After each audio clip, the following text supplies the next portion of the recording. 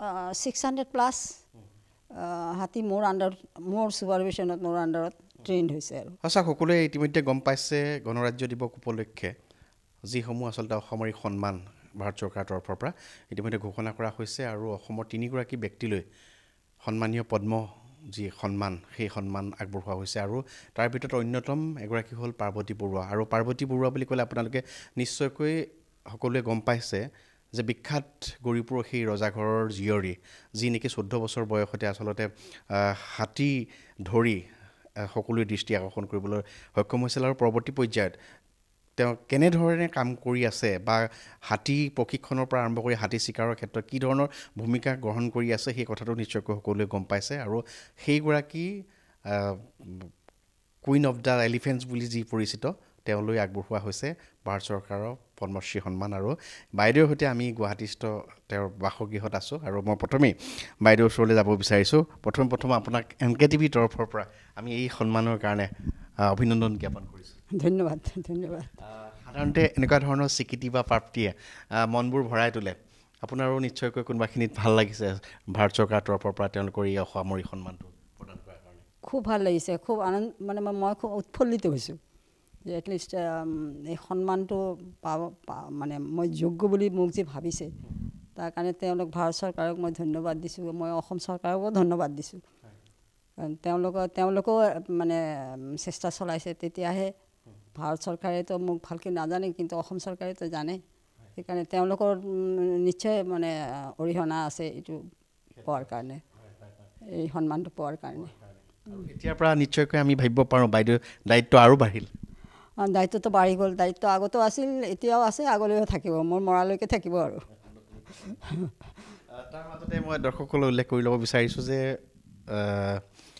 বাইদেউ যি কৈছোঁৱেই বিখ্যাত গৌৰীপুৰৰ সেই ৰজা বংশৰ জীয়ৰী আৰু গোৱালপৰীয়া লোকগীতৰ সম্ৰাজ্ঞী প্ৰতিভা পাণ্ডে বৰুৱাৰ ভগ্নী হয় তাৰ পাছতো আচলতে তেওঁ সেই বাইদেউৰ পৰিচয় নহয় বা বিখ্যাত প্ৰমোতেশ বৰুৱা প্ৰকৃতিশ বৰুৱাৰ ঘৰৰ জীয়ৰী বুলি নহয় তেওঁ নিজাববীয়া যিহেতু এটা তেওঁ নিজৰ পৰিচয় নিজেই নিজৰ কৰ্মৰ জৰিয়তে তেওঁ গঢ় লৈ তুলিছে গতিকে বাইদেউক মই পুনৰ আপোনাক জানিবলৈ মন যায় যে আপোনাৰ ঘৰখন সাংস্কৃতিক দিশত ইমান আগবঢ়া আছিল মানে চিনেমা কৰিছিল আপোনাৰ খুৰাই চিনেমা কৰিছিল বাইদেউ যিহেতু সংগীতৰ সৈতে জড়িত আছিল আপুনি সম্পূৰ্ণ এটা বিপৰীত ক্ষেত্ৰ এখন কিয় বাছি ল'লে 14 বছৰ বয়সতে আপোনাৰ হাতী সেই ধৰাৰ পৰা হাতী চিকাৰ কৰাৰ পৰা আৰম্ভ কৰি এই কথাবোৰ কিয় মানে আহিলে আপোনাৰ মনলৈ একচুৱেলি মই মানে পৰিৱেশটো পাইছিলোঁ আমাৰ মানে হাতী ধৰা মহল আছিলতো সৰুৰে পৰা আমি জংঘলে ভংগলে ঘূৰি ফুৰোঁতে তাৰপিছত হাতী ধৰি কেম্পলৈ আহে ভান্দি মাহুতবিলাক শিকায়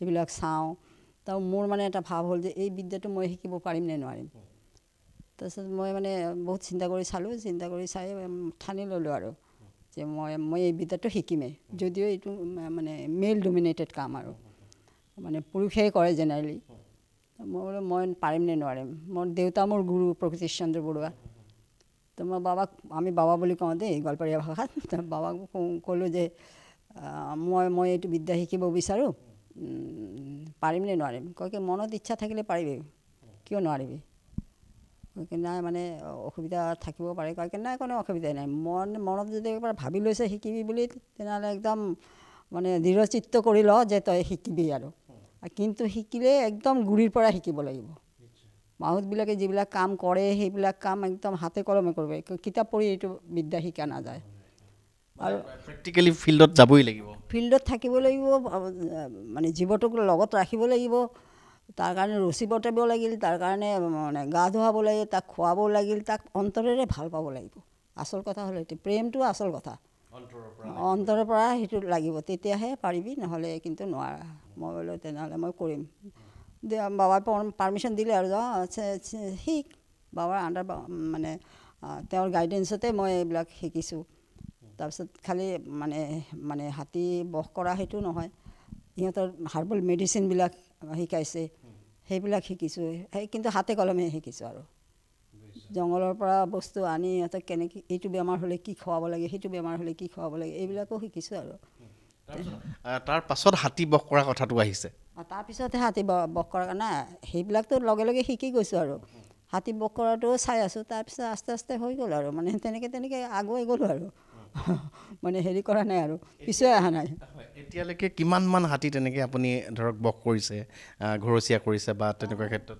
ধৰক 600+ হাতী মোৰ আণ্ডাৰত, মোৰ ছুপাৰভিশ্যনত, মোৰ আণ্ডাৰত ট্ৰেইনড হৈছে আৰু। অঁ, সেইখিনি ক'বলৈ লাজ লাগে মোৰ, তথাপিও সুধিছে যেতিয়া ক'লোঁ আৰু। আমি জানিব লাগিব, ৰাইজেও, অসমৰ ৰাইজেও জানিব লাগিবতো কথাখিনি। আৰু আপুনি গোটেই জীৱন সেই হাতীৰ নামতে বা সেই প্ৰকৃতিৰ লগতেই আপুনি নিজক উচৰ্গা কৰিলে, গতিকে সেই কথাখিনি আমি জানিবলৈতো মন যাবই, সকলো ইচ্ছা এটা আছে। হয়, আৰু আৰু এটা কথা মই জানিব খুজিছোঁ, বিশেষকৈ আপুনি এই যে আপুনি আৰম্ভণিটো ক'ত কৰিছিল, মানে হাতী প্ৰশিক্ষণ গৌৰীপুৰতে আৰম্ভ কৰিছিল? তাৰ পৰৱৰ্তী পৰ্যায়ত আপুনি জলপাইগুৰি কিবা কিবি বহুত বাহিৰলৈ গৈছোঁ। মই UP গৈছোঁ, মই হেৰিত গৈছোঁ, আপোনাৰ কানাহতো নহয়, হেৰি কাৰ্বেট নেশ্যনেল পাৰ্ক গৈছোঁ। মানে হাতী বিয়াৰিং ষ্টেটবিলাকত মোটামুটি গৈছোঁ। চেমিনাৰ এটেণ্ড কৰিবলৈ তাতেও হাতী পাইছোঁ। তাতে তেওঁলোকৰো পদ্ধতি দেখিছোঁ। তো আমাৰ পদ্ধতি, মই ভাবোঁ আৰু কি, আমাৰ পদ্ধতি বেষ্ট আৰু মানৱিক আৰু আমি যেনেকৈ শিকাওঁ আৰু কি, আমি মৰম দি শিকাওঁ, গানে দি শিকাওঁ, তাহাঁতৰ লগত থাকি শিকাওঁ। মানে ক'ৰবাত ল'ৰা ছোৱালী দিগদাৰি কৰিলে দুই এক চাট মাৰিবও লাগে, তেনেকৈ মাৰিছোঁ, কিন্তু তাক আকৌ মৰমো কৰিছোঁ, মৰমটো বেছি দিছোঁ। যাৰ কাৰণে ধৰক হাতী মই ভাল পাওঁ, হাতীক মানে মই শ্ৰদ্ধাও কৰোঁ আৰু মৰমো কৰোঁ। আজি হাতী বুলি মই আজি এই সন্মানৰ অধিকাৰী হৈছোঁ।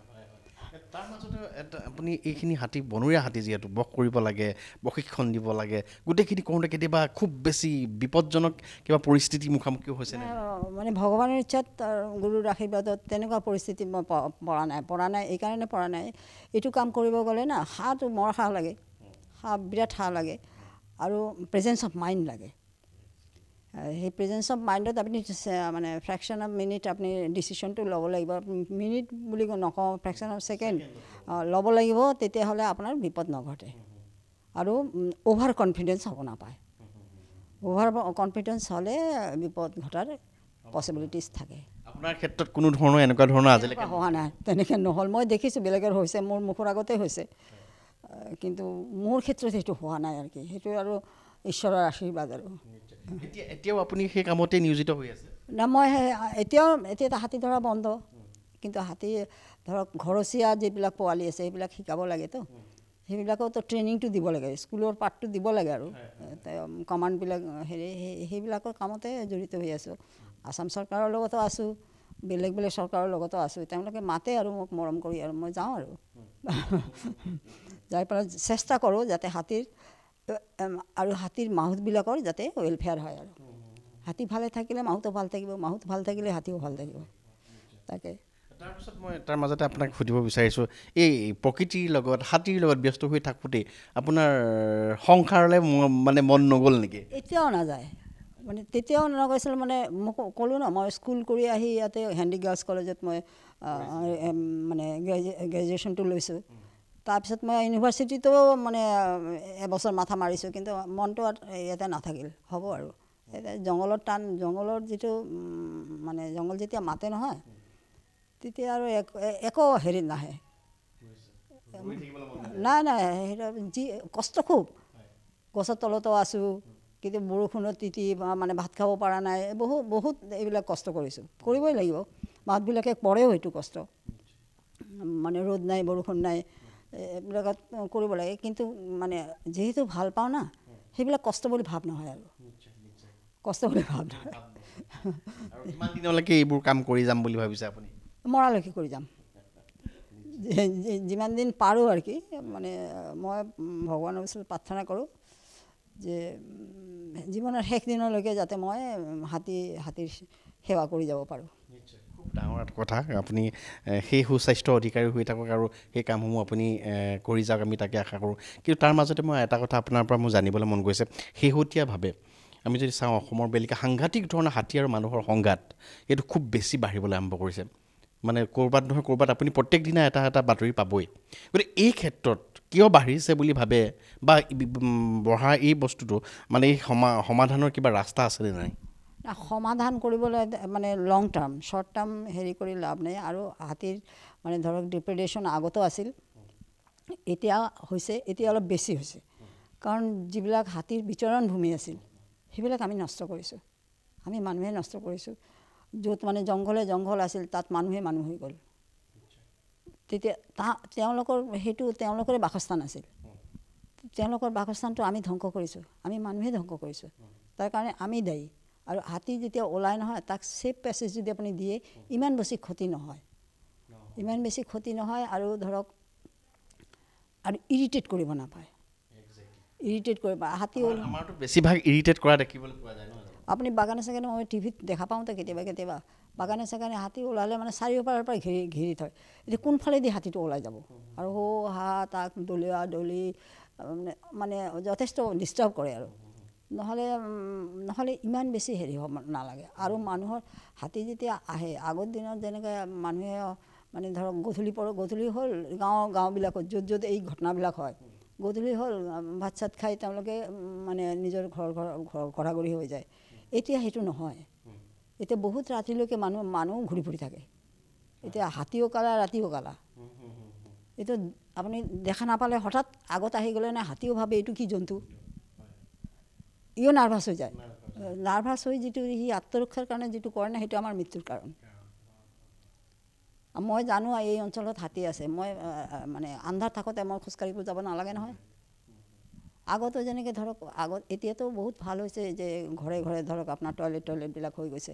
আগতে মানুহ পথাৰত গৈছিল তেতিয়া হেৰি হৈছিল, আগতে এই মৃত্যুৰ ঘটনাটো ইমান নাছিলতো,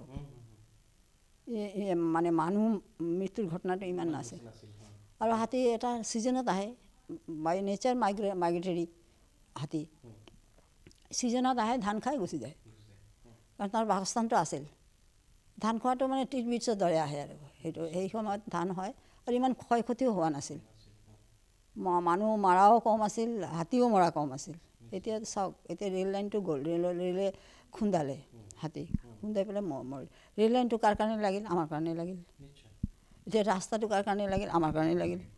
আৰু যদি মানে ধৰক এইবোৰ কৰিব যাওঁতে ক'ত আপোনাৰ হাতোৰাটো পৰে, কুঠাৰটো ক'ত মাৰা যায়? ফৰেষ্টত মাৰা যায়।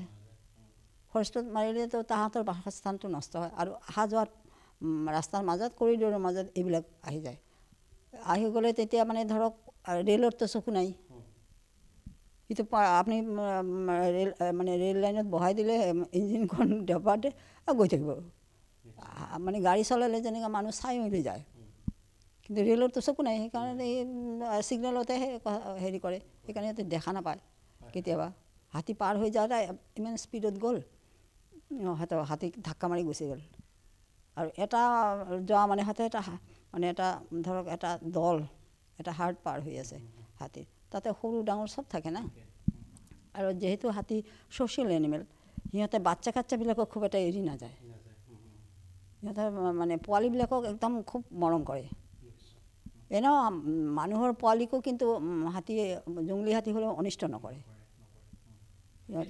গোটেই কথাটো আহিছে সমাধানৰ কথাটো, এতিয়া কেনেকৈ সমাধান কৰিব পৰা হ'ব? কিন্তু বাঢ়িছে, সেইটো সঁচা কথা, আপুনি নিজেও দেখিছে বা হেৰি কৰিছে। গতিকে এতিয়া আমাৰ লাগে এতিয়া সমাধানৰ ৰাস্তা।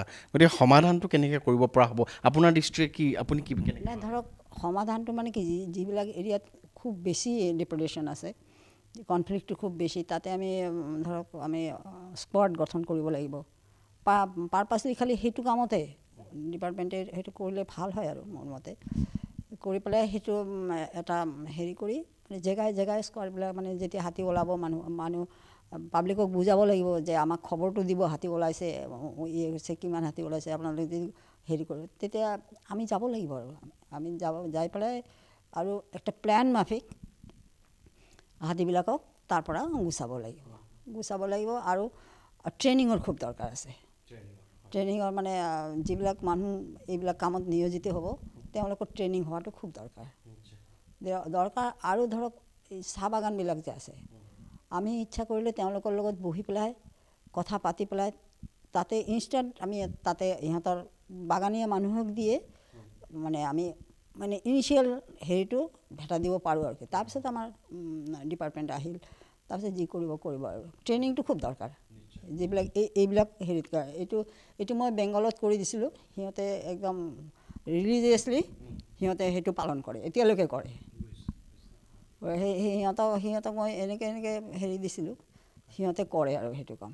বাগানীয়া মানুহবিলাক তাতেওতো হয়, তাততো আমাৰ ইয়াততো ছিজনেল আৰু এৰিয়া ৱাইজ।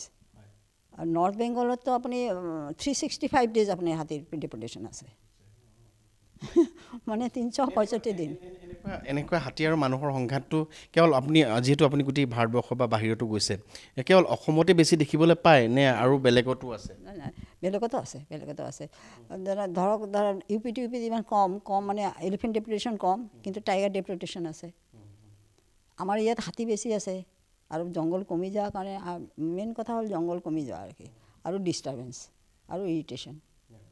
সেইটোৰ পৰা মই য'তে যাওঁ মই বুজাবলৈ যত্ন কৰোঁ, গাঁওবাসীকো যত্ন কৰোঁ বুজাবলৈ যে ইহঁতে নাথাকিলে আমিও নাথাকিম। এই যে মানে গছ কটা যোৱা মানে অক্সিজেনৰ অভাৱ হোৱা, অক্সিজেনৰ অভাৱ হোৱা মানে আমাৰ বেমাৰ আজাৰ বেছি হোৱা আৰু আমাৰ মানে প্ৰতিৰোধ ক্ষমতাটো কমি যায়। সেইকাৰণে মানে গছ গছনি থকা আৰু হাতী হ'ল ডাঙৰ মানে জীৱ, তাৰ মানে কাভাৰটো বহুত লাগে। কাভাৰ থকা মানে গছ থকা মানে আমি লাভৱান হওঁ। যদি হাতী নাইকিয়া হয় না আমিও নাইকিয়া হৈ যাম এটা সময়ত। যথেষ্ট গুৰুত্বপূৰ্ণ কথা কৈছে বাইদেউ আপুনি, সঁচা। আৰু সংঘাতটোৰ কথাটো সকলোৱে গম পাইছেই, হাতী মানুহৰ সংঘাতটো অসমত দিনে দিনে বাঢ়ি গৈছে। আৰু শেষত মই আপোনাক অসমবাসী আজি আপুনি এই সন্মান পোৱাৰ কাৰণে সকলোৱে ভাল পাইছে আৰু আপুনি যোগ্য তাৰ কাৰণে আচলতে কেতিয়াবাই পাব লাগিছিল, তথাপিও শেহতীয়াকৈ হ'লেও ভাল খবৰটো আহিছে। অসমবাসীক উদ্দেশ্যি শেষত কিবা এটা নিশ্চয়কৈ ক'ব। অসমবাসীৰ আশীৰ্বাদতেতো মই এই সন্মানটো পাইছোঁ আৰু কি। তো মই তেওঁলোকক মানে ধন্যবাদ দিম আৰু মই গৰ্ব কৰোঁ যে মই অসম জীয়ৰী। মই ভাৰতৰ যেনেকুৱা মই অসমৰো জীয়ৰী আৰু এই সন্মানটো মোৰ কাৰণে অনা নাই, অসমৰ কাৰণেই আহিছে। মানুহে অসম জীয়ৰী বুলি ক'ব লাগিব যে অসমৰ পৰাই এইজনী এটা সন্মান পাইছে, নামটো আমাৰ অসমত থাকিবতো। সেইটো কাৰণে মানে মোৰ ভাল লাগে আৰু ভাবি যে মই অসমৰ মানে কো নাজানো অসমৰ যে সন্তান এইটো মই জানো। I love my state, I love my country. খুব ভাল লাগিল। আৰু এই আছিল পাৰ্বতী বৰুৱা বাইদেউ। পাৰ্বতী বৰুৱা বাইদেউৰ কথা কৈ আচলতে শেষ কৰিব নোৱাৰি ইমান কম সময়ৰ ভিতৰত, কাৰণ তেওঁ যিখিনি আচলতে তেওঁ যিটো জীৱন পৰিক্ৰমা, বিখ্যাত সেই ৰজাঘৰৰ জীয়ৰী হৈও কেনেকুৱা এটা তেওঁ আজি ইমান বছৰে এটা দুঃসাহসিক এটা বৃত্তিৰ সৈতে জড়িত হৈ আছে। আৰু সেই শেহতীয়াকৈ তেওঁলৈ ভাৰত চৰকাৰৰ তৰফৰ পৰা স্বীকৃতি আহিছে। স্বাভাৱিকতে সকলোকে আনন্দিত কৰিছে, তেওঁকো কৰিছে, আমাকো কৰিছে। আমি আশা কৰিম বাইদেউ যাতে ভৱিষ্যতে এই ধৰণৰ যিটো আচলতে তেওঁ সেৱা, সেই সেৱা তেওঁ আগবঢ়াই লৈ যায় আৰু তেওঁ যাতে স্বাস্থ্য ভালে থাকে আৰু তেওঁ নিজে যিখিনি ভাবিছে বা যিখিনি তেওঁ কৰিম বুলি মনত ভাবি থৈছে সেইখিনি বাস্তৱায়িত হয়।